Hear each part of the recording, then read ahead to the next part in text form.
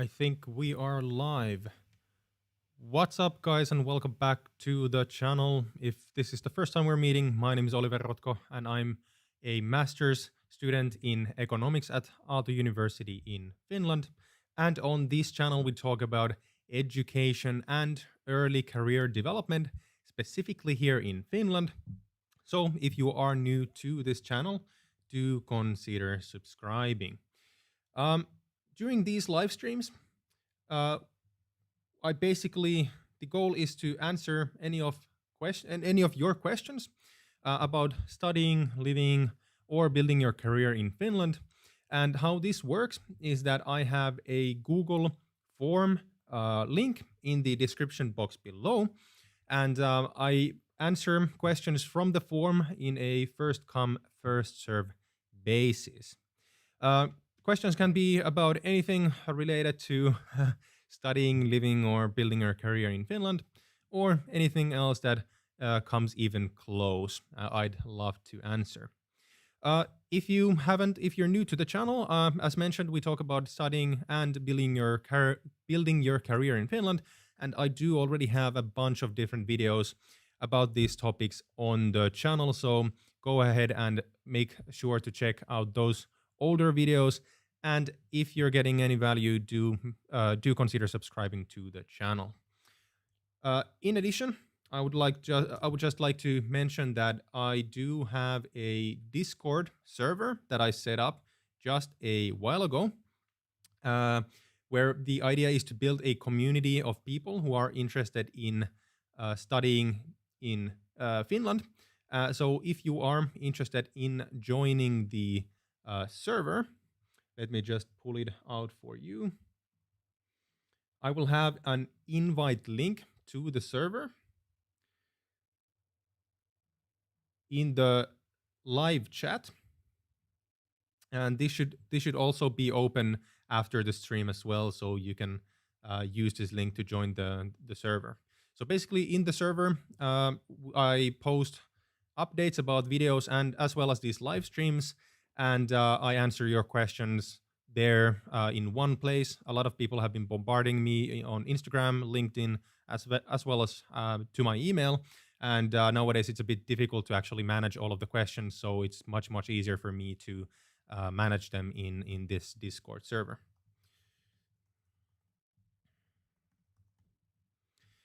So there you go. The server link is in the chat if you are interested in joining. What's up, Binds, D set? What's up, Barsha? Welcome. It's awesome to have you guys here. If you just joined us in the stream, I just want to remind you that there is a Google form in the description box below. If you have any questions about any of the topics mentioned in this stream, please go ahead and actually write the questions in the form so that I can answer them in a first come, first serve basis. I will answer your questions because you were in the chat first, but after a while, the chat usually gets quite busy and it's very difficult for me to manage all the questions that are in between people's comments. But the first question for today comes from Vines DZ. Hi, Oliver, can you explain to us about entrance exams for universities? So this depends a bit on what degree programs you are actually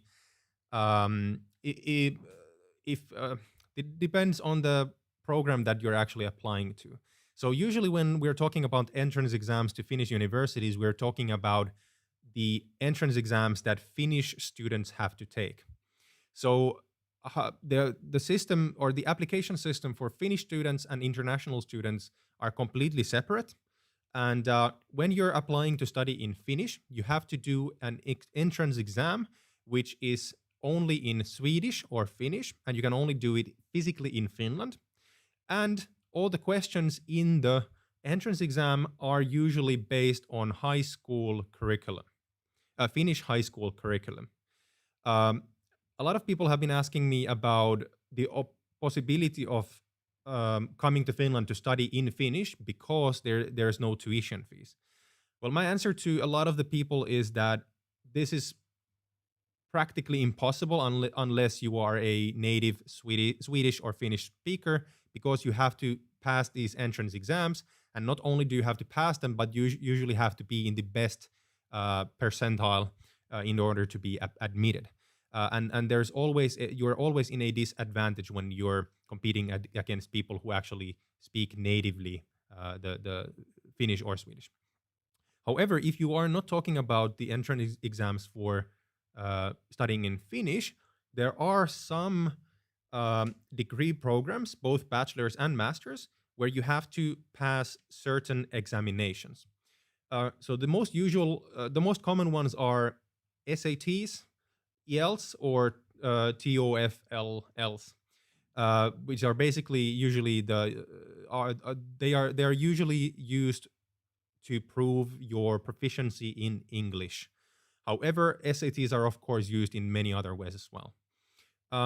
Then there's a second option, which is, for example, if you are applying to study design or, let's say, architecture. A lot of schools do use some sort of entrance exams, or at least entrance assignments that you have to do, and they're done in a competitive basis. So basically, all the applicants have to do multiple different assignments, which are scored, and then only the best applicants, the applicants with the best total scores, will be admitted. So I think that covers all of the different ways that we are talking about entrance examinations for Finnish universities. If you guys can hold just a second, I'm actually going to drop this live stream, or the link to this live stream, to the Discord server,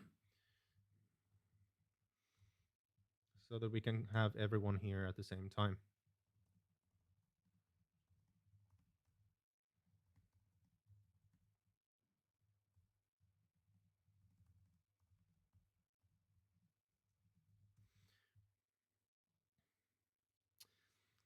There we go.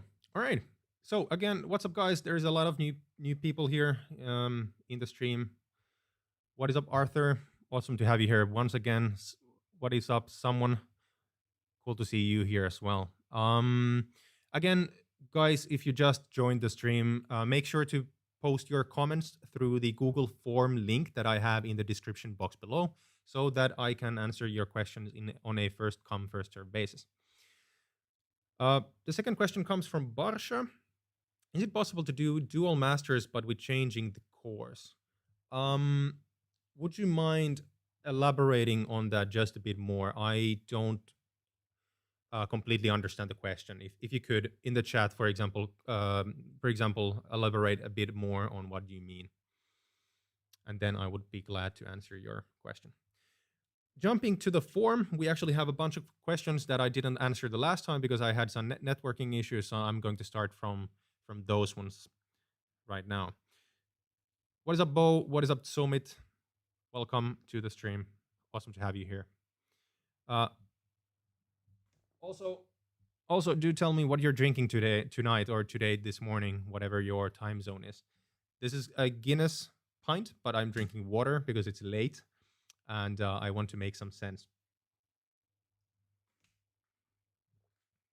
Anyhow, cool. The first question in the form comes from Jasmine, who has not yet decided whether she wants to study in Finland, and she's interested in doing a PhD in political science or cultural sciences, cultural studies, and specifically in the interest lies in anthropology.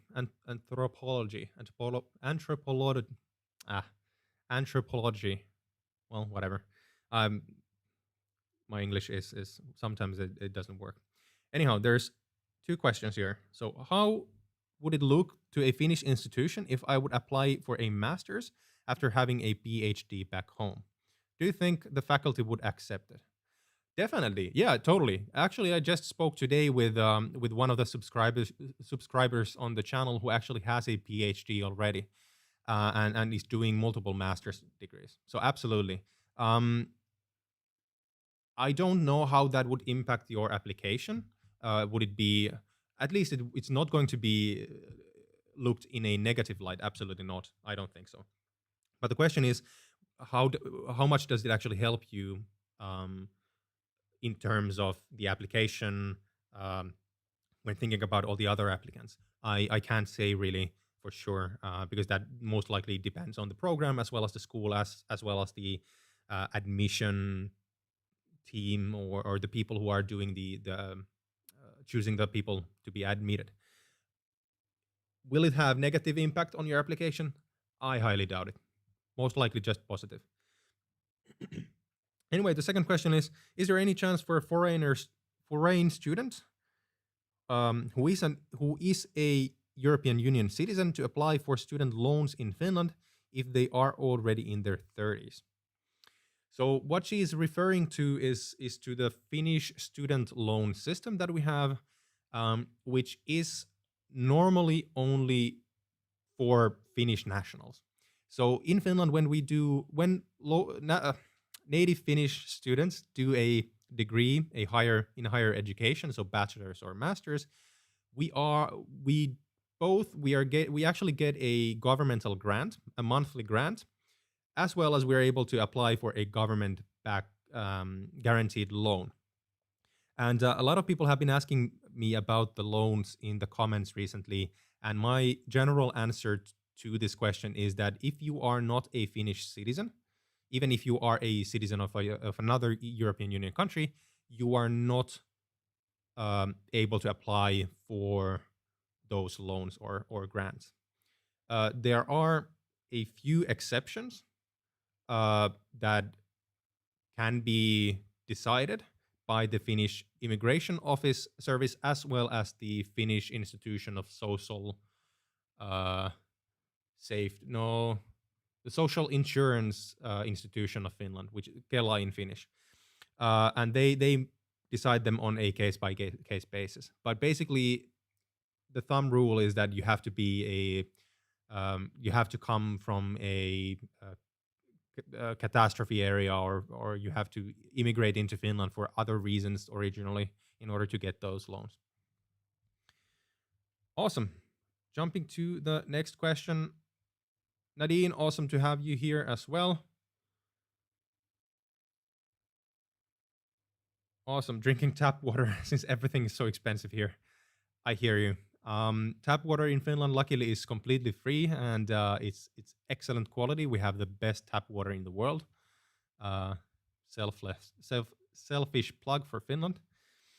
Anyhow, the next question comes from Abbas, who is applying to study in Finland in the next application period, which starts in December. This December. All right, maybe I need to actually have a drink. This is apple juice. Abbas is applying in the next application period, which starts this December. The current school is the University of Chittagong and is interested in international trade. And the question is there any universities in Finland that provide master's degree in international trade? I have been working in a bank since 6 years, specifically in international trades, or specializing in international trade, i.e. letter of credit, import and export business. My gut feeling is that there is no master's degree in international trade specifically, but this is a topic that you can surely absolutely study or major in or minor in when you are taking a master's in business. So in Finland, the way we do masters or minors is a bit different from other countries. So in general, when we apply for a master's degree, we do apply, for example, we usually apply to a program that could be called like Masters in Economics or Masters in International Business. However, that doesn't fully define what courses or what courses or what kind of a course structure you can build into your degree.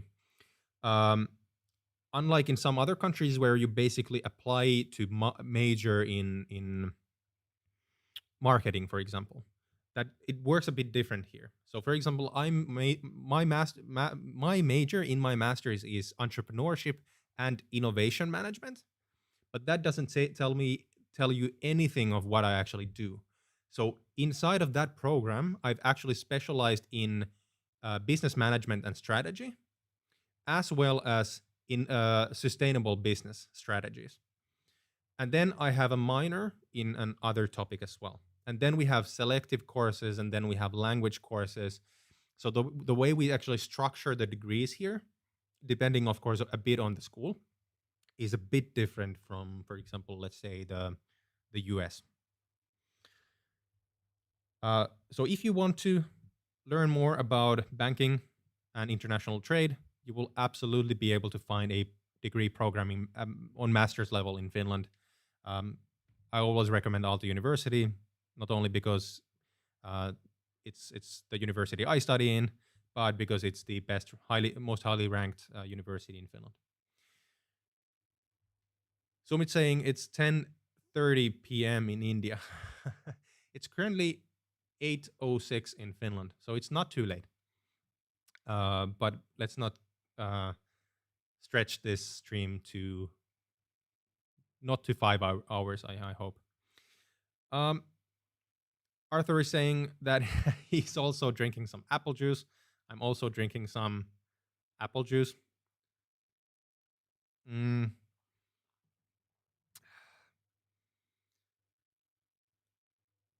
And Vines is asking my opinion on Kajaani University. I don't have any personal experience in the University of Kajaani. I don't have any personal friends studying there, but I have heard a lot of good things about it. And in general, the level of education in Finnish universities is extremely high. And if you are able to find a degree program that interests you, I can definitely recommend applying to that specific school. So I will not start nitpicking on which schools are the best or which schools you should not apply to in Finland, because the level of education in universities here is top notch anyway. All right, the next question comes from Topoyo, who is also applying in the next application period, and specifically to University of Helsinki, and interested in Masters in Translational Medicine. I have no idea what that means. Interesting. All right. The question is, I just discovered your channel today, and I'm glad I did because I am still doing research. Awesome. I can't wait for the next live. We're here. I will be applying to University of Helsinki. In your experience, what is your advice when working on a motivational letter for a master's degree in Finland? That is an excellent question, and unfortunately, I am not able to provide you with a coherent answer to this question. A couple of reasons. Or basically one reason. The only reason is that I've never have to write a motivational letter for my place of study. So as I mentioned in the beginning of this stream, we have a completely separate application system for Finnish nationals compared to international students, and our application process does not include writing a motivation letter. However, and please take everything that I say from now on with a grain of salt. But I did work for 4 years in recruitment, where motivation letters or application letters are pretty common, as you would think. And what I learned during those 4 years from my colleagues who have master's degrees in HR and have been working for years in recruitment is that the most important thing is that you don't just focus on telling what you can do. Don't just list your skills. Don't just tell about your plans, but also focus on why should you be selected? What makes you the best candidate for that school? Why are you interested in moving to Finland, quite far away from your home country? What are your career aspirations, and why that school and that degree and Finland are going to be excellent in pursuing those career prospects or aspirations? And try to think of the university itself. Why should they choose you over everyone else who is applying? It is highly likely that you are not the best candidate on paper in terms of, for example, academic success. But what is it that makes you special over everyone else? So try to think of these kind of things. I don't really know how to put these in concrete um, sentences or paragraphs, but try to think of this question from the perspective of the university. They are trying to find the best candidates not only for academic purposes, but in terms of the Finnish employment as well. So they want to get professionals in different fields so that we can actually get Finland up and running again, and for us to build more innovations. So not to I don't want to go any deeper into this, but I hope that this gave you some kind of context into the topic. But if you guys want me to elaborate a bit more on this, just write a question in the forum. All right. Next question from the forum comes from Maria, who is also applying to study in Finland in the next application period, and specifically applying to study in Turku University. And the field she is interested in is biomedical engineering. That is really cool. So the question is, what's important when writing a motivation letter? The same question. Any recommendations on how it should look like? Write more about achievements or research I'd like to do in the future. If you are looking, this is actually a good comment or a good question, because if you are looking to do a PhD in your field, this is something that you should absolutely mention in your motivation letter. Again, how you should formulate that, I really cannot give you any examples. But if academics is what you're pursuing, then you should definitely focus on that topic. Cool. By the way, there's new people who have joined the chat. If you are new to the chat, I'm sorry, the stream, if you've first of all never been to these live streams, welcome. It's awesome to have you here. The purpose of these live streams is to answer your questions about studying and building your early career in Finland. And once again, my name is Oliver, and I'm about to finish my master's degree in economics at Aalto University, and my studies have been postponed by quite many years because I've been working in between quite a lot. So I have had plenty of time to get to know the Finnish student culture, study landscape, university landscape, and career or business and career landscape as well. In addition, I worked for 4 years at a recruitment company that specifically specialized in recruiting highly educated, university-educated talents. So I do have a lot of perspective on all of these issues. And if you have any questions, how these live streams work is that I have a Google form link in the description box below. And because the chat gets quite busy, if you please could post your question through that link, I will answer all the questions during these live streams in a first come, first serve basis. Awesome. Next question comes from Nadine, who is already in Finland and specifically studying at a school of chemical engineering. That is also really cool. And specifically interested in material sciences. And the question is, I heard that getting a PhD position in Finland is... Okay, let me rephrase this. So for getting a PhD position in Finland, is it mandatory to search a company or institute to sponsor those studies yourself, so as the PhD student? Do you know anything how this system works? Yes. And this is actually interesting because my older brother, he actually is working on his PhD in biology, and I've been following him quite a lot during this process. And what I understand from what he has told me, again, I have no personal experience, is that different schools are able to fund your PhD research at least partially. And how much the university is able to support you financially with your research, that depends on the university itself. Usually, the higher the university ranks, the more money they have for research as well. However, it is extremely rare, I'm not sure if it's even possible to have a fully funded research topic, which means that you have to apply for financing for your research yourself. The university will help you, they will give you contacts, but basically you have to find a research topic that has some demand, and then you have to apply for them for the financing yourself.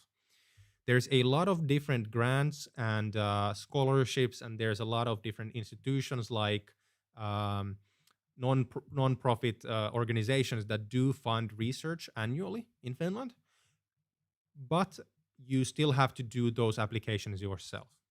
And at least what my brother has said is that takes quite a lot of your time, because depending on the field that you're doing, of course, if you're doing a research in business, that might be less.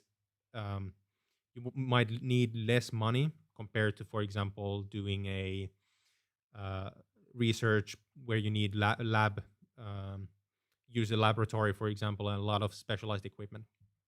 Uh, Anyhow, I hope that answered the question.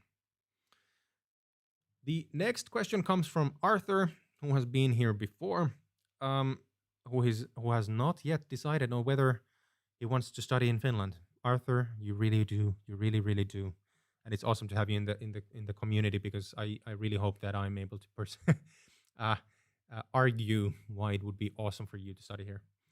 And he would love to apply to study in Alto at Alto, and interested in specifically data sciences. The question is, does my GPA have a huge impact on my application? And what subjects, math, etc., do universities consider? The same as the subjects at school in Finland or the subjects in my own country. Thank you. That is a great question, and again, the answer depends on the program that you're applying to. So when you, for example, apply to college in the US, or, for example, in the UK, there is a lot of weight put on the SATs, as well as your high school diploma, your extracurricular activities in high school, um, and your motivational letter. Again, this works a bit differently in Finland. And if you go and check out any of the application websites from, for example, Aalto University Data Sciences Bachelor degree, you notice that there's a lot of weight put on, for example, the SATs. They do consider your prior educational background as well as your motivation letter. However, what I've understood is that the biggest weight is in the SATs and other exams that you have to do. However, this specifically because all of these applications are done in a competitive basis, as with every other university as well, you still have to maximize your chances of getting admitted. Meaning that, consider, for example, the SATs. You do really well, but since everyone that year has done really well in the tests, the benchmark for being admitted goes up. And let's say that you have the exact same points as the last person who is getting admitted. The question is, what is going to get you above that last person so that you will get the spot and they will not? This is where you have to start differentiating yourself with your high school diploma, with your, for example, your extracurricular activities, your motivation letter, and the, for example, all the other application requirements. Again, I know that I'm not giving a direct answer, and there's a very specific reason for this. None of the universities in Finland give or share the exact requirements, not for the SATs and not for all the other stuff either, in order to get admitted each year. This is not shared to the public, which means that there's no direct answer to, for example, how much do you have to get from the SATs, or this language test, or how much do you need to get from here. What I can say is that, for example, your question about mathematics, if you are interested in data sciences, I'm sure that doing really well in math in high school is going to help you. Uh, Again, this is my gut feeling, but that would actually seem logical. Um, Same thing with, for example, if you have taken physics or chemistry or any other mathematics based um, courses in high school, everything is going to help. I'm sure. Um, if you want more direct answers, I would really recommend that you guys contact the specific admission offices of the university that you're interested to in. For example, the Aalto University admission office email is admissions, plural, admissions at alto.fi. Many universities have this in the same format. So contact them and ask them the same question, and hopefully they will give you a more direct answer. The next question comes from, and I'm sorry, I'm going to butcher your name, Boyuthena. Boyuthena, who is applying to in the next application period and specifically interested in computer sciences.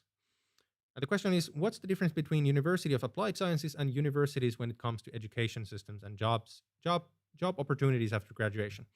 That is an excellent question, and this is actually something that I have never talked about in my videos. I will make a separate video about this. So, again, the difference between the Finnish education system compared to, for example, say the US, is that we don't have colleges per se.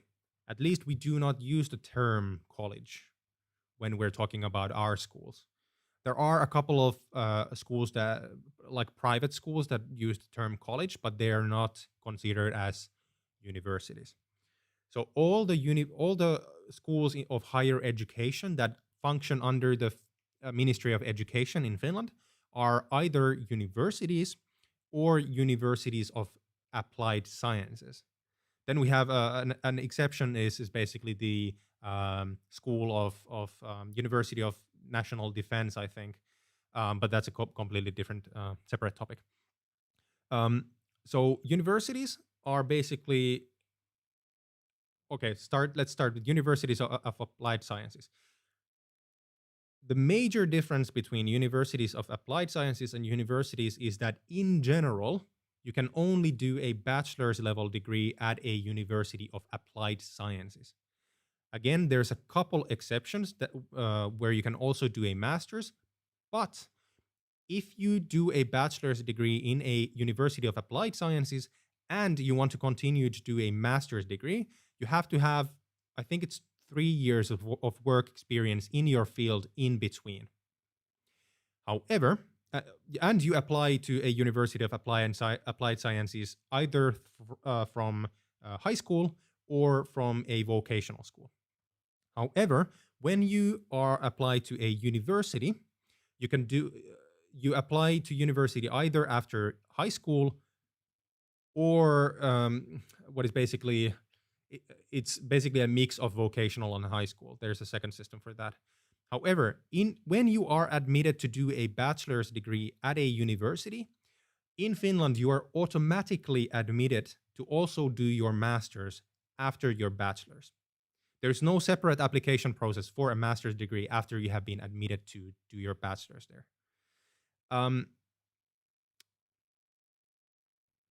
The second difference between universities of applied sciences, UASs, and universities is that universities are more theoretical, they're more academic based, while universities of applied sciences educate you in a more practical manner, and you graduate directly into more practical jobs. For example, in a University of Applied Sciences, you could, for example, study, say, business management or business, and you would be able to work as an accountant, for example. However, if you graduate from a university, basically as a master's in business, there's no way you are going to be hired as an accountant. A, because you don't have any practical experience, and B, because you basically belong to the higher pay grades at that point. About the question of jobs after graduation, this is a generalization, so this does not apply 100% of the time.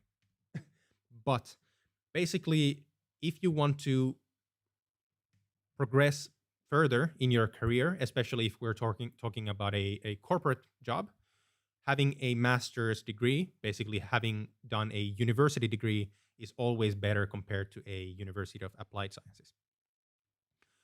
Um, in general, the salary levels for master's degree or master graduates in master's graduates are higher than, for example, for bachelor's uh, graduates. So if you're talking about like career prospects, it's always better to do a master's. So basically, applying for a university. However, to do consider that, for example, if you want to do a bachelor's in nursing, there is no university where you can do a bachelor's in nursing because you would then have to apply for a master's as well. Rather, bachelor's degrees in nursing are educated specifically in universities of applied sciences, and they're specialized there. But then, for example, if you take as an example like a business degree, if you compare career prospects in business, doesn't matter what your specialization is, um, in terms of university graduates versus graduates from universities of applied sciences, the people who have graduated from universities will have better career prospects, as a rule of thumb. Nowadays, the job market is basically completely mixed up. You can become an entrepreneur. There's a lot of, for example, I have a couple of friends from my from the same year at the School of Business. I don't think they either of them finished their school, but they're basically running one of the most successful startups in all of Europe. They founded the company, and they're doing extremely well, and they have tens of millions of euros of financing or investments already in, and neither of them have a degree. So nowadays, your degree doesn't determine you as much as like 10 years ago. However, if that is something that you consider, then doing a university degree, meaning a bachelor's plus a master's, is always a better idea. Cool. Let's jump into the chat for just a second. I'll have a drink.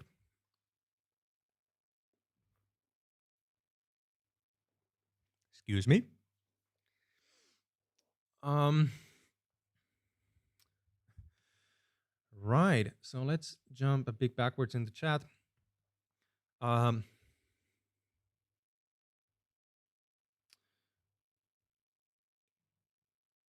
All right. We have a question from someone. Hey, I'm the same guy who has been asking you about software engineering. I do remember you in Finland, and I would like to know more about the financing, i.e., which things would cost the most and what should I consider or avoid. Do you mean financing your studies? I guess. Of course, the tuition fee is most expensive. The second is rent in Finland. Rent in Finland, even though we have a extremely good student flat system or student apartment system, rent is still going to be the most expensive thing that you have. If you want to save money, I would say that consume alcohol moderately. Alcohol is taxed extremely high in Finland, and you can easily burn through your savings if you drink a lot of alcohol.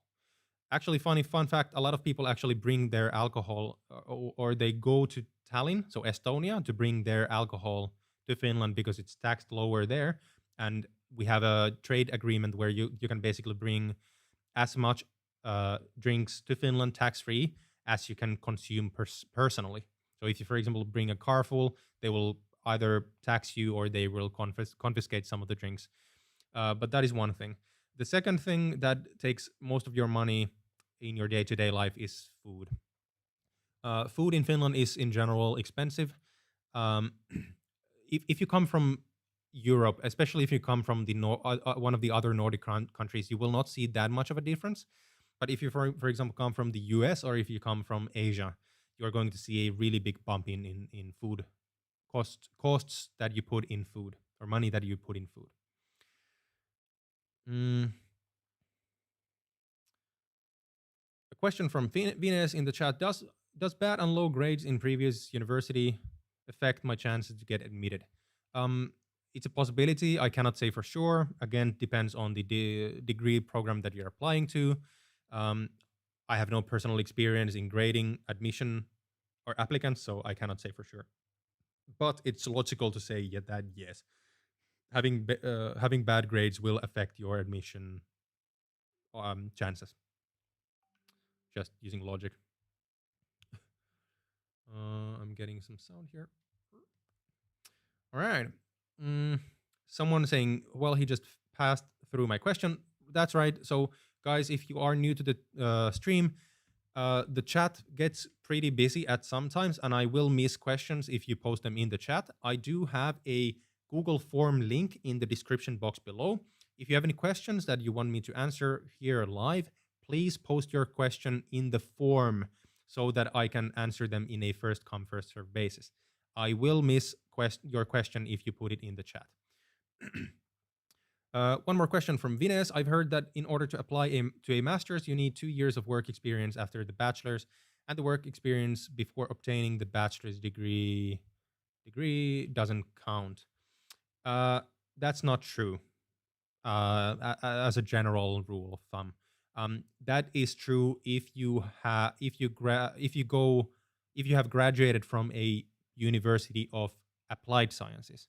However, if you want to do a master's and you have been admitted to a university, there is no work experience needed in between. So you basically, the data that you graduate as a bachelor's of whatever, you can start going to master's courses right away the next day.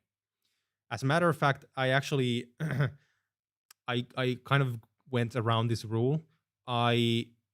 After I graduated as bachelor's, I had 2 master's courses left. The problem was that some of the courses that I had to do for my master's, they only ran like once a year. And if I had waited to graduate as a bachelor, my school would have been postponed by a year or 2. So I basically started going to classes even though I wasn't allowed to. Most professors are just fine with it because that makes you progresses your studies faster, and that means that you are out of the school faster. Since Finnish universities get their public financing based on graduates, it's always better for them that you actually get out of the school, so they don't mind if you take master's courses, even if you're a bachelor. When we're speaking about universities, if you're studying in a university of applied sciences, this doesn't apply. So Vina's saying, I'm studying business and economics, and I will graduate with a degree in marketing. What do you suggest for me? Aalto University, University of Turku, University of Vaasa University is really good as well. The university in Oulu is really good for these kind of things. Basically, whichever school you are able to get admitted into, that's my general rule. Ariana saying that I definitely want to get a master's in education. What are the best universities to study that? The University of Helsinki is absolutely the number 1 university for degrees in education, hands-on. Aalto University, for example, doesn't even have a degree for education, so I would really recommend that you look into University of Helsinki. All right, so Nadine saying, thanks for answering in my last master's year here at Alto, and I need to decide what to do after July next year. I would recommend doing a PhD. That would be awesome. Awesome to have a PhD from Alto, if you're able to get to the PhD program. Arun asking, what are the chances of getting admitted in Aalto University for masters? Depends on the program. I cannot say for sure. As a rule of thumb, Aalto University is the highest ranking university in Finland, so it's not the easiest school to get into, but again, depends on the degree itself. There is no universal answer to this question. All right, let's get back to the form. We have a couple of new questions. So we have another question from Arthur. who is asking or he's saying, I'm a Brazilian student and the educational system here is quite different. That's what I've heard. Could you please explain about the credits ECTS grade system in Finland? Yes, actually, I definitely want to explain these systems. So thanks. That's a really good question. Uh, so first of all, the credit system, we use ECTS credit system. I don't remember the full name. Uh, that's a shortened, or what is it called? Anyways, I don't remember what ECTS means. However, how this basically works is that per uh, let's actually check this from. Uh,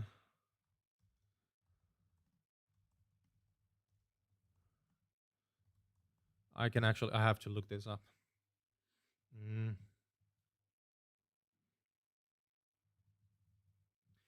All right, so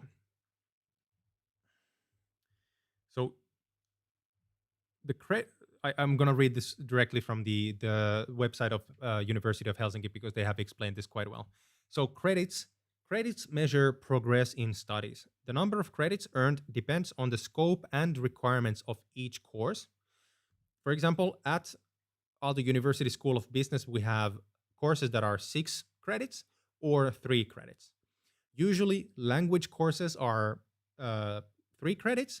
But if you're looking for example at like your courses in your major program, they're all 6 credits. 1 credit corresponds to approximately 27 hours of work. This is pretty universal. The scope of a bachelor's degree is 180 credits. So you can do the math there. So if you, for example, have 6 credits per course, and then your bachelor's thesis itself is, I think it's 30 credits. So you can do the math from there. While the scope of a master's degree is 120 credits. In total, the 2 degrees require the completion of 300 credits. When distributed on over the target duration of 5 years, which means 3 years for a bachelor's degree and 2 years for a master's degree, this means the completion of 60 credits per year. And if you think that we have 5 periods, so we have 2 terms, autumn and spring, and then we have 5 periods, 2 in autumn, 3 in spring. So if you divide the 60 credits by 5 terms, you get how many courses you have to do per period. So you can receive finance. Never mind, that doesn't apply to you guys. Right. So this is the credit system that we use here in Finland. The second question was about grades. So this depends a bit on the school. So we have basically 2 type of systems. So either we have grades from 0 to 3, or we have grades from 0 to 5. For example, in the School of Business, we used the 0 to 5 system. So 0 is failed. 1 is barely. 2 is, well, almost barely. 3 is the mediocre, so basically the median number, and then you have to really work hard to get a 5 or 4. But again, those then function a bit differently in other countries as well. Cool. I hope that these clarified the questions or answered the questions for you. The next question comes from KM, who is starting school this semester. Cool. At Vaasa University of Applied Sciences, and specifically in the field of information technology. And the question is, how has COVID changed the student summer job part-time work market in Finland? That's a great question. It's not looking good. So it's of course impossible to say how it's going to be next year. We're basically in the middle of the second wave right now. And even though the numbers do look bad, they're not as bad as in March. However, and we haven't closed anything this time. So we're basically doing much better, of course, compared to the first wave because we have all the systems in place and testing works and care works as well. However, if this gets worse, the situation for next year's summer jobs is looking pretty bad. Let me give a benchmark from this summer. So in March, when things started closing down, uh, at that time I actually worked at this recruitment company at that point, and we had a huge amount of clients coming up to us before Christmas, and we had like these really massive recruitment campaigns that we were working on. Some we had already actually started in March, where we had like a plan of recruiting like 100 people in within 1 year. And in March, our sales staff started getting calls that, okay, hi, it's we're have to shut down people, we have to lay off people, and we have to furlough people. We have to shut all new recruitments down. Nothing this year. This means that almost all summer jobs this year, especially new jobs, were lost. Not all, but a huge amount, especially in the more junior positions. Some fields did really, really well, like, for example, sales, uh, not necessarily sales, but digital marketing people did really well. Uh, Software developers are in immense demand, so they had no impact on their job market. But if you like, for example, look at like HR people, a lot of people were laid off in HR. A lot of people were laid off in marketing. I was furloughed for 3 months. Um, and I know that there's a lot of people, for example, in business who have been laid off. So the situation was really, really bad. And a lot of people had high hopes for the summer, but then they didn't get a job. So I don't think that it's going to be as bad next year. Um, but it's completely unclear at this point because of the way the situation develops. So I don't want to be too negative, but I don't want to be too negative about this, but I really hope that things start rolling again. All right, the next question comes from Dev, who has not decided whether he or she, I'm sorry, wants to study in Finland, uh, but is still interested in software engineering. Excellent. And the question is, how do I study in Finland given its expenses? Especially for a student coming from India, that's quite a lot of money if you add up school and living costs. I know they provide scholarships, but I don't think they are that easy to get. Yeah, that's a good point, and you're definitely correct in that it's not easy to get a scholarship. Um, I've been saying in the comments, I've been replying to a lot of people saying that the best bet is actually to apply for a scholarship. And that is still the case. Um, if you come from outside of the European Union, you are not allowed to work. I'm sorry, you're not allowed to provide for yourself financially during the first year of your studies. What this means is that when you apply for your first residence permit, you can apply for 2 years or 1 year, and then you have to reapply for it. So if you apply for only 1 year, you are not allowed to work. You are allowed to work, but you're not allowed to rely on that salary for your stay in Finland, which means that you have to have, I think it's 560 euros per month plus your tuition fee on your bank account when you apply for a residence permit. So the Finnish immigration office does not allow you to come to Finland unless you have a stable financial basis. However, when you reapply for that residence permit in your second year or before your second year, then the Finnish immigration office is going to allow you to argue that you're going to find a job. However, I have to really emphasize this, that it's not easy to get a job in your first years studying in Finland, especially if you're doing a bachelor's degree. If you're doing a master's, or if you're applying for a master's and you already have a lot of work experience, that's a different discussion. Also, this depends on your field. For example, in business, there's a lot of jobs. If you're a software engineer, it doesn't matter what kind of degree you have, you will get a job in Finland because there's such a high demand. Of course, you have to be talented. You have to know what you're doing. But kind of going back to your question,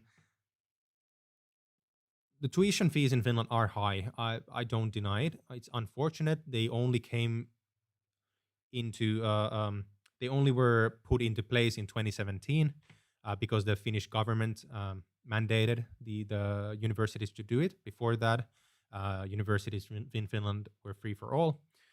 Um, my recommendation would be number one, apply for a scholarship, and more importantly, study extremely hard in high school and study extremely hard for your SATs or whatever assignments or tests you have to take in order to get admitted.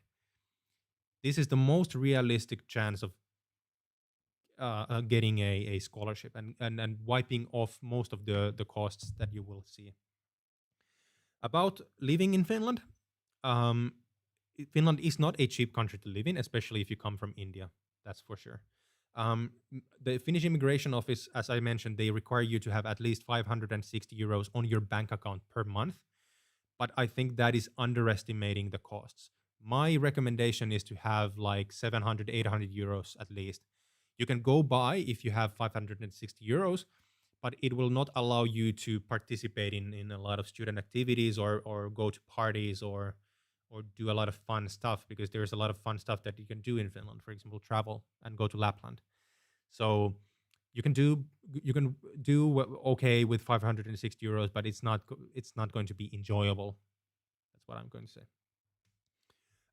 Second thing is, or the last thing is that if you know that you're applying to study in Finland and you get admitted, get a job at your home country right away and save every single penny or ruble or whatever your currency is. Cool. Before I jump into the next question, if there's any new people here, welcome. If this is the first time in this live stream, welcome again. Cool to have you here. If this is the first time you're visiting this channel, even bigger welcome. My name is Oliver. I'm actually about to finish my master's in economics in Aalto University in Finland. And on this channel, we generally talk about education and early career development in Finland. What makes it okay for me to talk about these issues? Of course, I've done both a bachelor's and a master's degree at a Finnish university, and I actually have 4 years of experience in recruitment, from where I got a lot of perspective into what kind of the job market is in Finland, specifically for university graduates. So I have a lot of content around these topics on my channel already. So go ahead and check out those videos. And if you are interested, I have a new Discord server that I set up last week. Some of you might not have seen it yet, or you haven't joined it yet. If you are interested in joining the server, we talk about in the server, I post updates about my videos and upcoming live streams, as well as I answered your questions in one place. Plus, of course, we have a lot of more personal dialogue because I'm able to answer to you directly. I will have the link to join to the server in the chat right now. So I would be glad if you wanted to join us there. Also, if you have any questions that you want me to answer here live, I have a link to a Google form in the description box below. So if you have a question, please post the question in the Google form, because if you post it into the chat, which is quite busy, it's highly likely that I'm going to miss it. Anyways, the next question comes from Joe, who is already in Finland at Aalto University studying international business. Awesome. Cool to have you here. I hope that you are enjoying Alto so far. I hope you're enjoying Finland so far, even though the situation with COVID is crappy. The question is how to find a part-time job as an international student. In Mikkeli, it is super hard.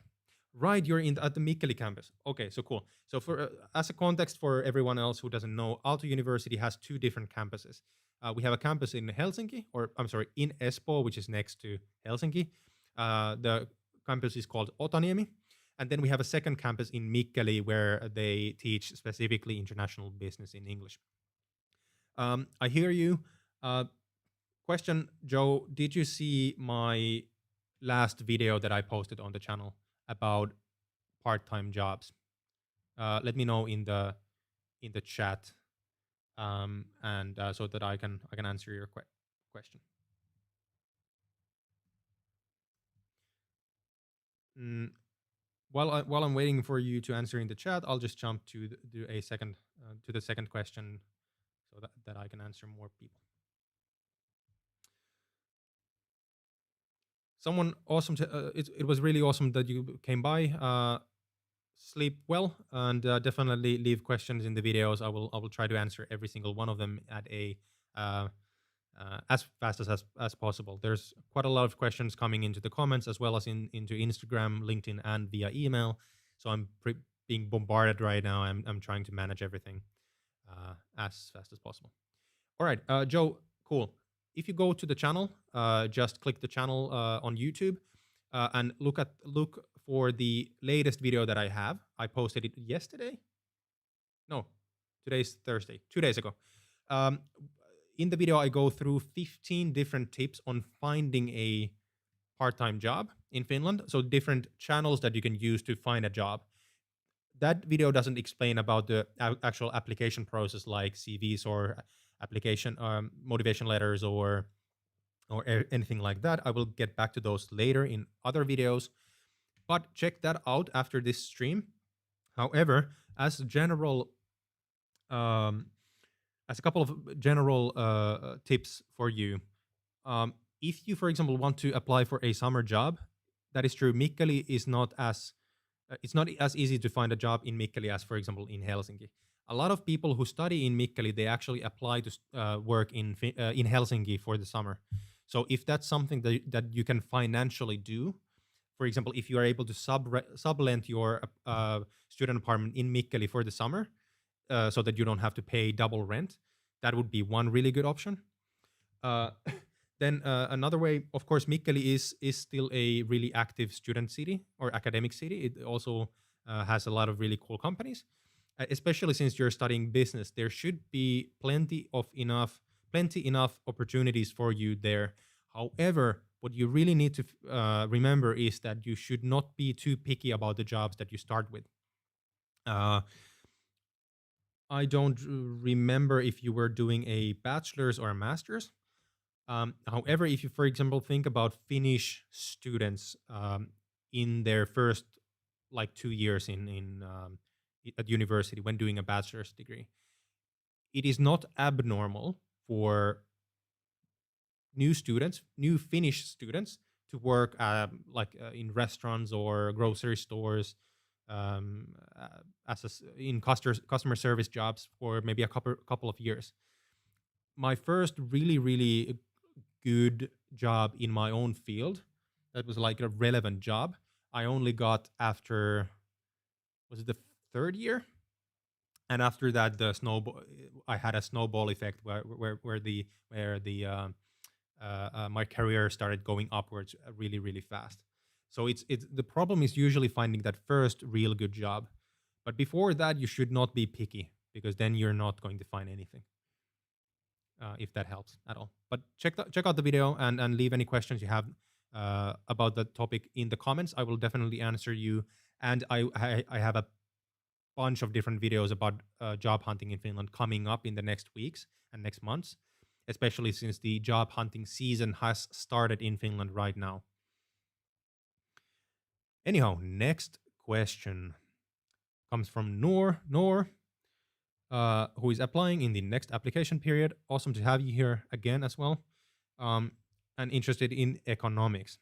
And the question is, hi, what do you think is the minimum SAT score required in the next application period to get into Aalto's bachelor's level economics program? Again, I cannot say for sure, because these stats are not published, I think, by Aalto University. Just let me check. Mm.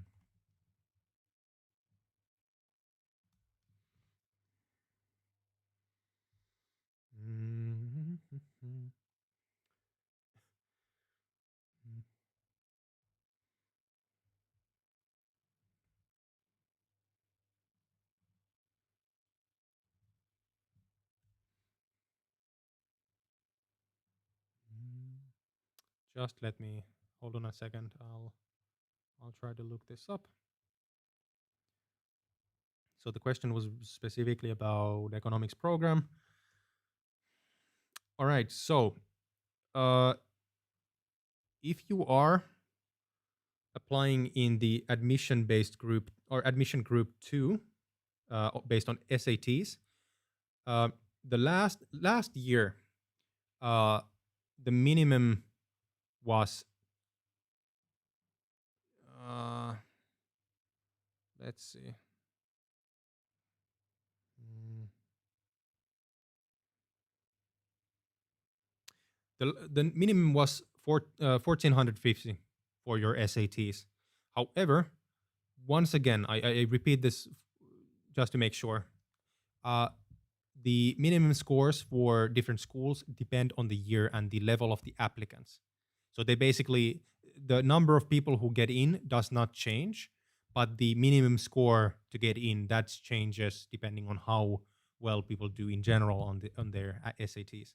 However, for last year, so 2020 application period, the minimum admission, the minimum SAT score for specifically the bachelor's program in economics at Aalto University was 1450, so 1450.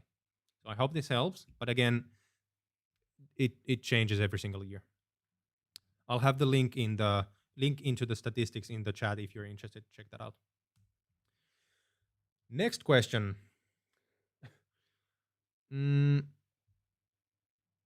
Comes from Arthur. And the question is, could you explain a bit more about the schedule at universities? Are they flexible? Can I have my own schedule and choose my classes and the times according to their availability? Yes, you can. This is actually something that is really, really cool about, at least in my mind, about the Finnish university system, especially in the School of Business, at least. But I'm sure that it's the same in many others. For example, in the School of Engineering at Alto, is that you can basically build your own curriculum. There are mandatory courses that you have to take in order to graduate, but it doesn't matter when you take them. So you can basically build your own personal study plan, as they say, PSP. That is actually something that you are required to do in the first weeks of your studies here. So when you start the school in autumn, you will have a tutor, and you will have a tutor group. Basically, together you get to know the school, all the bureaucracy, you get access to all the systems, and then with the help of your personal tutor, you will build yourself an initial personal study plan, meaning which courses you take, when do you take them, how many courses you will take, what languages you want to study, etc., etc. And this is all up to you. However, do take into account that some courses do have prerequisites. So you need to have, some courses require you to have completed some other courses before you can actually go there. Also, I mentioned previously that I did most of my master's courses even though I hadn't graduated as a bachelor student or bachelor's. This was because in my major, many of the courses are not the maximum amount of students that they have is pretty flexible. So it's basically depends on the professor whether or not they will let you to a course if you do not fulfill those requirements. So even if you say like you want to do a course on 3D printing and that requires you to have a couple of courses in physics and mathematics, you might still get to do the course even if you don't have all of those done before. The best way to know whether you can do it is to basically register to the course, and if they don't kick you out, then you can just go to the course and get it done. If they kick you out, you can then send the professor an email, hey, would it be possible for me to do this if I come to the first class and if there's still free spots available. Many times the professors actually let you come and join the course anyways, especially if someone who has registered doesn't actually come to the first class. About the schedules themselves, Well, actually, I think that's the question in total about the kind of the course schedules. As I mentioned previously, um, we have 2 semesters, autumn and spring. We have uh, 5 periods, 2 in the autumn, 3 in the spring, and each period lasts for 6 weeks. So weeks of education, plus then we have a separate week, which is basically the exam week. So we have all the exams during the same week. If you have to retake an exam, that goes 1 week later, and usually your next courses have already started. So you basically we have a very specific schedule for taking exams for the first time and retaking exams if you need to do them. Uh, from which I actually have talking of which, something that is pretty new for a lot of people, especially if you come from Central Europe, for example, from Germany or France. The way this education system here is a bit different is that it doesn't matter that much if you fail an exam. Uh, per university rules, you have to have 3 exams per course. So if you fail the first one, you can do it a second time, and then if you fail that one, you should be able to do a third exam as well. If you fail all of them, you have to retake the course. However, unlike, for example, in Germany, where if you fail a specific course multiple times, you are basically kicked out of the university, that doesn't happen here. You just have to retake the course time after time, time after time. However, the reason why you should not try to fail courses is that you guys, as international students, you have to do at least 45 credits per academic year in order for you to keep your residence permit. So that's the minimum that you have to do. Otherwise, you will not be able to renew your residence permit and you will be kicked out of the country as well as the university. Anyhow, next question. Next question comes from, again, sorry for butchering the name, Ainur. Ainur? Ainur? Ainur? If you want me to learn how to pronounce your name, please DM me on Instagram with a voice message, and I promise to learn your name for the next live stream. All right, you're already in Finland at Savonia University of Applied Sciences. That's awesome. Studying mechanical engineering. Excellent. That's a really interesting topic, and I love engineering. I love watching, especially engineering channels on YouTube. I love Mark Rober, for example, all the NASA and space stuff. I love them. The question is, hi, I'm currently studying my bachelor's at Savonia UAS in mechanical engineering. I'm an international student and I want to do full-time job after. I want to get a full-time job after graduating. How is the mechanical engineering job sector? Is it easy to get a full-time job in mechanical engineering as a non-Finnish speaker? As a graduate, as a bachelor's in engineering, you should not have that much trouble in finding a job. Finland is a very heavily engineering-based country. We're the country of Nokia, for example. So engineers are highly respected in Finland. Mechanical engineering specifically, it's really hard to say. I do have some statistics, but I cannot pull them out right now. But I would say that there's a lot of job opportunities in this sector. However, it does not mean that every single person gets a job right away. Which means that if you want to, whoops, just a second. Oh, just hold on a second.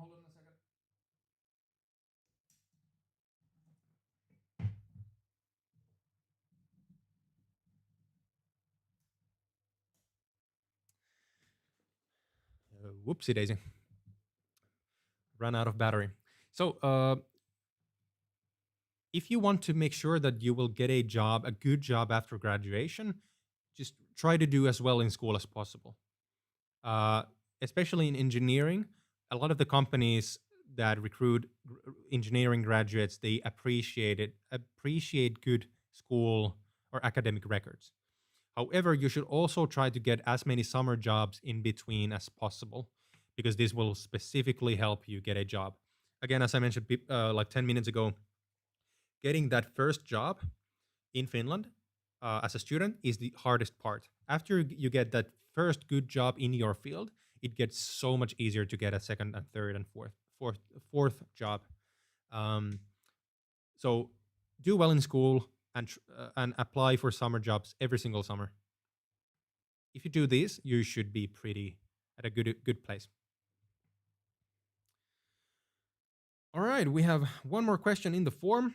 If you have any more questions, please post them in the Google form. I have a link in the description box below. Otherwise, we're gonna run out of questions, at least for now. All right, so we have the next question comes from someone. Mail, awesome, thanks, man. And the question is just quickly wanted to ask if I knew who Kimi Räikkönen and Valtteri Bottas are. Yes, I do definitely know who Kimi Räikkönen and Valtteri Bottas are. I don't know either of them personally. So for those of you who do not know who Kimi Räikkönen, or in English Kimi Räikkönen, and Valtteri Bottas or Valtteri Bottas, they are the two Finnish Formula One drivers who are currently competing in Formula One. Both are doing excellent. Kimi has done a really long career at Formula One series, and I don't remember what his highest position in the World Cup or the series has been, but he's done really well. And Valtteri is a bit younger, and he's doing really, really well currently, and we're all rooting for him a lot. All right, we got one more question again from Topolo.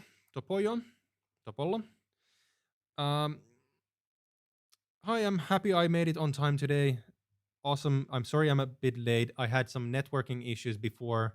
For example, the live stream last week, I basically had some kind of an internet problem, and I had to cancel the whole thing. I got everything resolved, but it took a bit of time. But it's awesome that you made it today. Again, if you haven't heard this from me before, I do these live streams weekly on Thursdays at 6 p.m. Helsinki time.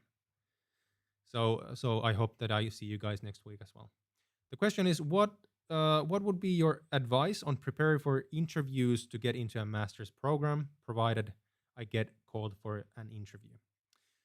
That's a good question, and my answer is unfortunately the same as with motivation letters. It's really hard to say.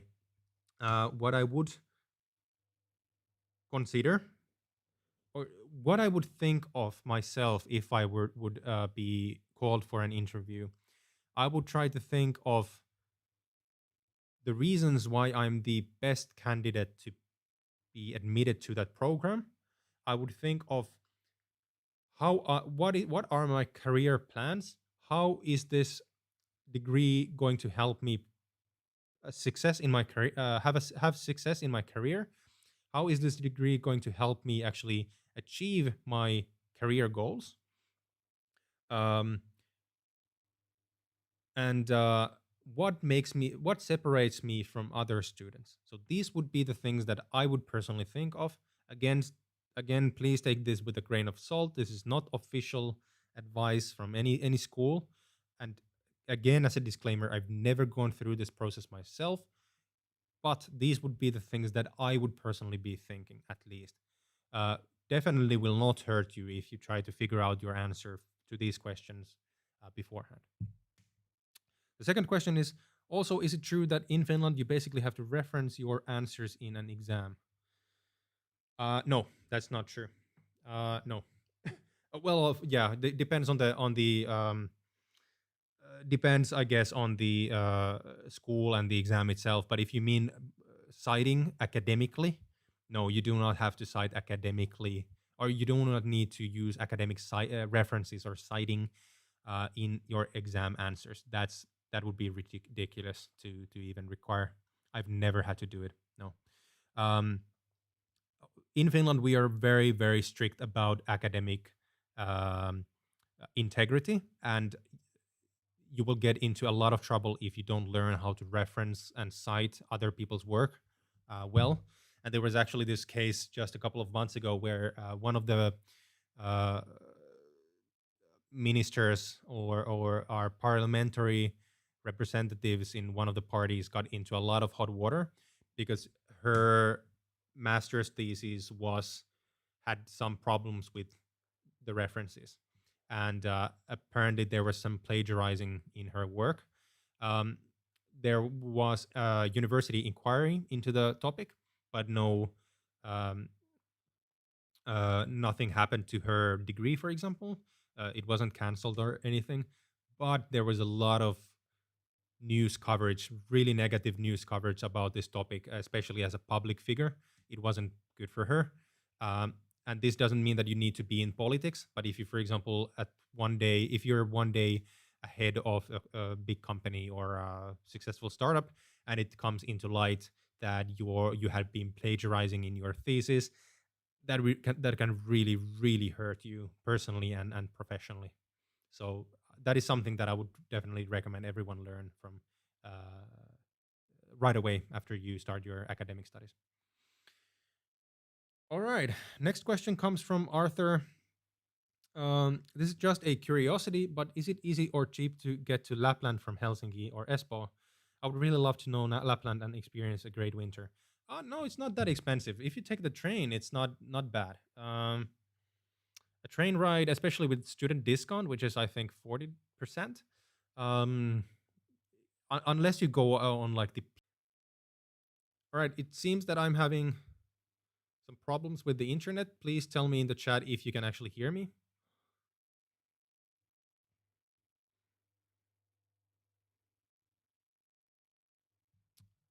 If you guys can actually hear me, please let me know in the chat. I've been having some internet connection issues again.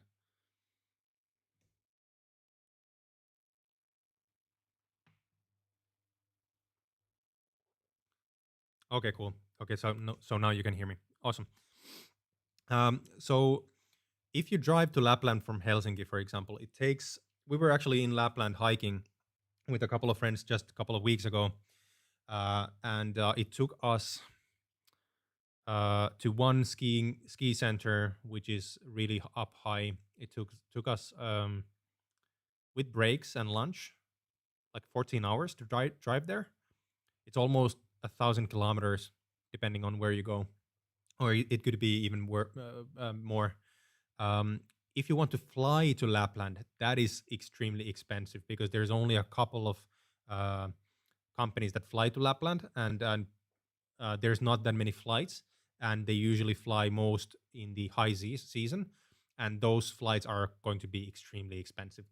If you fly from Helsinki to, for example, like Kuusamo, which is uh, one of the places where people go to holidays in Lapland. Um, in high season that could be for like 500 euros one way, so 1,000 in total. So I do not recommend that. But yeah, definitely, if and when you come to Finland, you should definitely experience Lapland both in the winter as well as in the fall and summer as well. All right, we have one more question in the form. After that, I think I will end the stream for today. The question comes from Holly, and she is studying already at Laurea in Finland. And the question is, how can you practice your Finnish when you're surrounded by all people speaking English? Any suggestions? Yes, I actually do. So Holly, if you're still in the stream or if you're watching this afterwards, I actually do have a video on the channel where I talk about best tools to learn Finnish. And there's a bunch of them. Not only can you take Finnish courses, which I definitely recommend for everyone, because that's the best way to learn Finnish, because you have pressure to learn, because it's a course, you get credits towards your degree, and you have the best teachers in the world helping you learn the language. Um, Let me just check this out for you. Just a moment. Mm.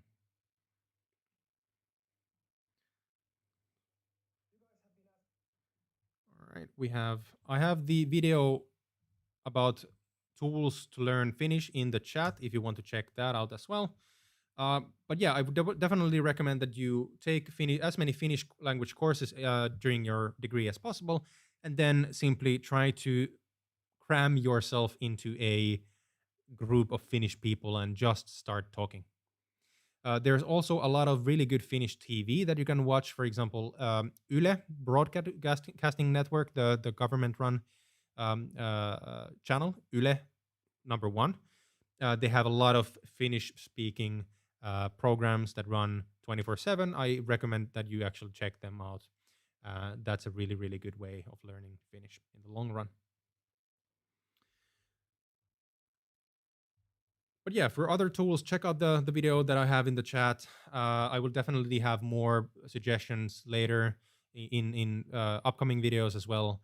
Hopefully, I will have some new tips for you in future streams as well. Cool. Let's see. Quickly run through the chat. If there is anything new after that, I will end the stream. For example, Alexi himself, welcome to the live stream. Hey, what's up? Awesome. Thank you so much for the feedback. I love your videos as well. I really love your live streams. Guys, if you don't yet know Alexi he's basically the OG of doing videos about Finland and Finnish culture. So go ahead and check out his videos. You can actually see him in the chat. I can also pull out his channel as well. Alexi has a lot of really cool videos about Finnish culture, and he has a lot of he actually live streams every now and then, and basically he walks around Helsinki showing you guys. I'm sorry, walks around his hometown, and shows around while answering your questions. So that's something that I definitely recommend, and I love the feedback. Thanks so much. I do love your videos as well. Anyhow, Moha's question: how much does it cost to live in Finland per month? And how expensive are tuition fees per year for bachelors? I have videos for both of these topics, so let me just pull them up really quickly for you. So I have a video about tuition fees, and I actually have a free spreadsheet that you can access through this video, where I list all the tuition fees for all Finnish universities. So that's the video right here. And then I have a video about living costs, where actually I calculate the monthly living costs in Finland for a student in Excel. So it's really a practical video. Plus, you can actually access that Excel as well if you want to change the numbers and play around with the costs for yourself. So I have that video in the chat now as well. Cool. Any other questions from you guys?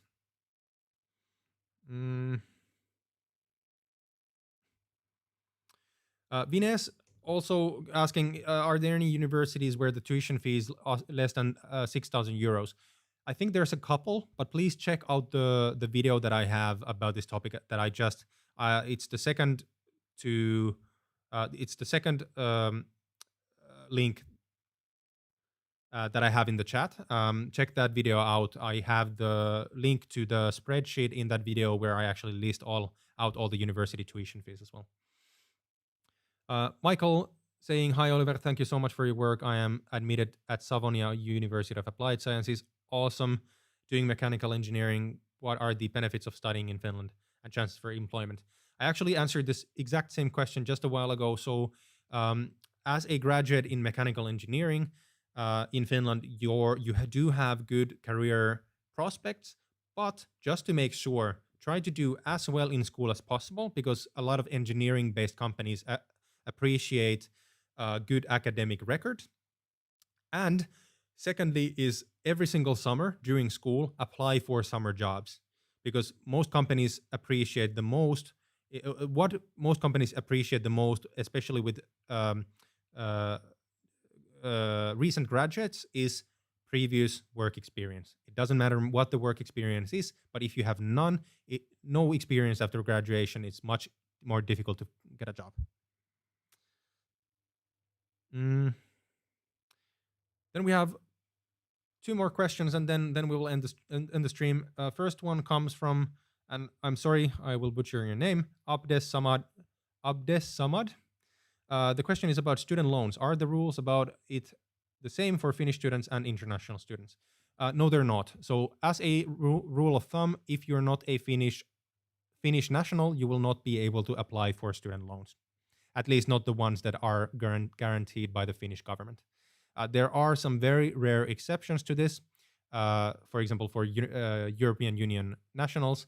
However, it's extremely rare, and I actually don't even know the circumstances in which you would be able to apply for a student loan guaranteed by the Finnish government, unless you are a Finnish national or Finnish citizen specifically. And then while Wilfried asks a question, is it possible to work and study for international students? Yes, that's a very good question. I will have a separate video about this in the future, but the Finnish Immigration Service has this rule for working. If you are a European Union citizen, you can work without a limit in Finland while you're studying, as long as your studies are not postponed. So you still have to do your credits. If you are not, if you come from outside of the European Union, then you can work for 25 hours per week in and take into account, I actually have to pull this up just a second to get it right, because I'm lost in words.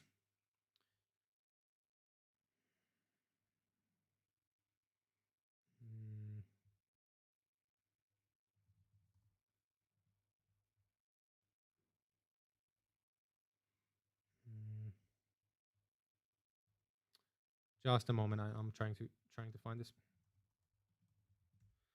Trying to find the right place. Okay, so here.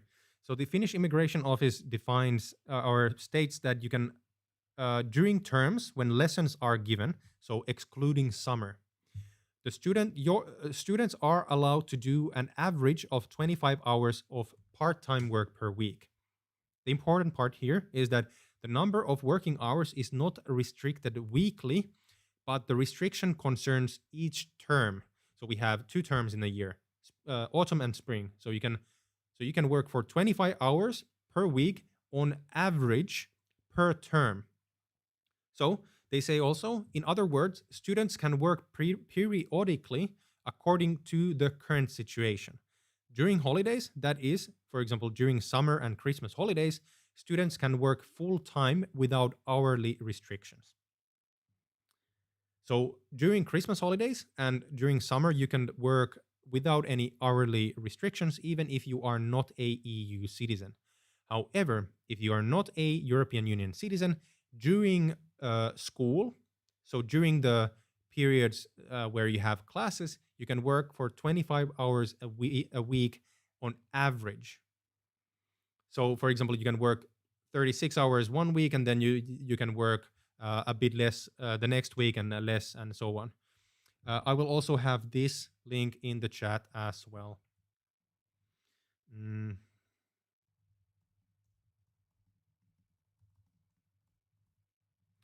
There. Awesome. I think that is it for today. One more thing before we end the stream. If you guys weren't here before, I just want to let you know that I set up a Discord server a week ago. And the idea of the server is to build a community of people who are interested in studying, living, and working in Finland. And in the server, I post updates about my videos and future live streams, as well as I answer your questions in one place. So the problem has been that I've been currently bombarded by questions on LinkedIn, Instagram, email, and YouTube, and it's very difficult for me to manage all the questions, especially since there's a lot of the same questions coming up.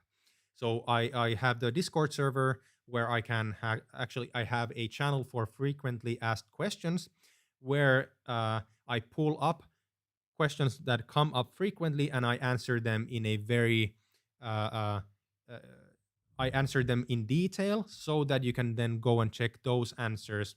For example, if I refer to them on a YouTube comment. If you are interested in joining the server, I have the link in the chat right now. And I really hope to see you there. Awesome. I know that there's a couple of questions that have come in, but I think I will end it for today. It's been a couple of hours already, so I do hope that I will see you next week. The live stream is going to be next week on Thursday at 6:30 p.m. Helsinki time. So I hope to see you then. Before that, I will have at least a couple of videos coming up on the channel. So if you haven't yet subscribed, subscribe to the channel and be sure to turn on notifications so that you get notified when I upload new videos on the channel. Also, if you have any questions about studying, living, or working in Finland, please leave me comments on those videos. I try to answer every single comment that comes to any video on my channel. It might take some time because there's so many questions already. However, I will try to reach out to you every single time. Anyhow, thank you so much for joining us on the live stream. I hope that I will see you next week, and I will see you in the next one. Bye-bye.